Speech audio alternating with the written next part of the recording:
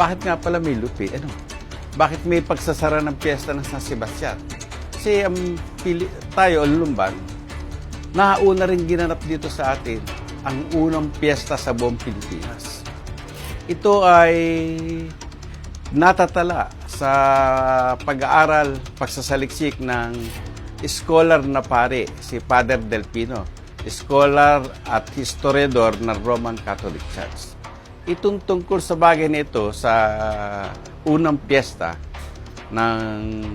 sa buong Pilipinas, natatala rin ito sa aklat ni Father Felix Huertas. Si Father Felix Huertas, isang pari din yung misyonero ng Kastila.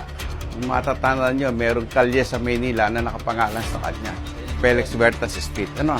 Binabanggit din dyan yung unang piyesta. Kaya ang piyesta rito ay masigabo, maganda, masagagan. Kaya ang pagdiriwang ng bisperas ng piyesta ng San Sebastian ay precision sa ilog.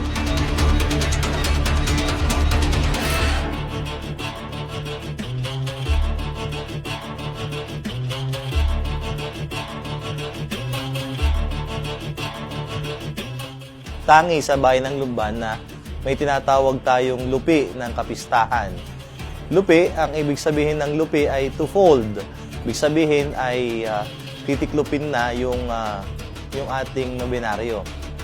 Ang nagiging practice ng mga taga-Lumban ay pagkatapos ng piyesta, pagkatapos ng 9 na araw na nobena, magpe-piyesta, uulitin uli ng 9 na araw ang nobena.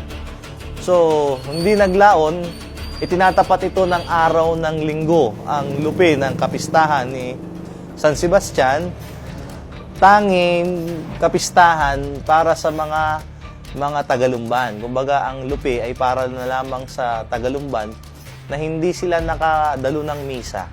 Dahil nga sila ay abala sa pagluluto, paghahanda, paggawa ng mga kakanin, matamis.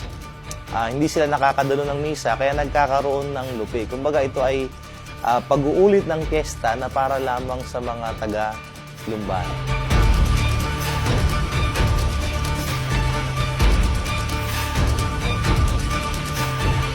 Si San Sebastian ay isang kawal Romano. Okay? Isang kawal Romano na nakapakinig sa pangaral ng mga unang alagad na karating sa Roma. Siya ay isang batang sundalo na nagbuwis ng buhay alang-alang sa pagmamahal sa salita ng Diyos na itinuro ng mga unang alagad sa Roma.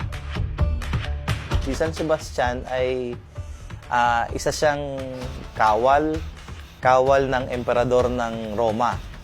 Sa tala ng kanyang buhay, si San Sebastian ay kapitan ng mga kawal ng Pretorio sa ilalim ng pamumuno ni Emperador Diocletiano. Si Emperador Diocletian ang kilalang emperador na nag-uusig sa mga unang Kristiyano noong panahon ng persecution. Meron tayong natatanging kultura. Yung posisyon sa ilog ng San Sebastian.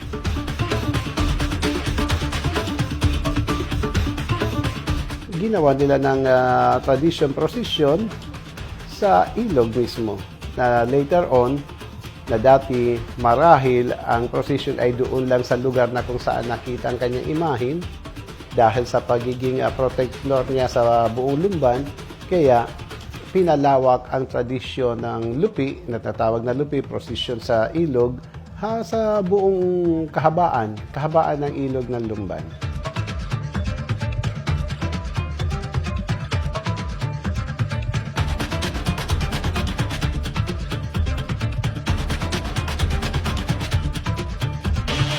Hindi dapat mauwi sa kulto ang pagbibigay-pugay kay San Sebastian. Kaya nga kahit di simbahan, sinabi ko, gusto rin naman ni San Sebastian ang parangal, pero hindi parangal ng mga hangal. Ang lupi ay pagsasara ng gawain ng fiesta bilang pasasalamat ng sambayan ng Lumban sa pagiging protector ni San Sebastian sa mga Tagalumban.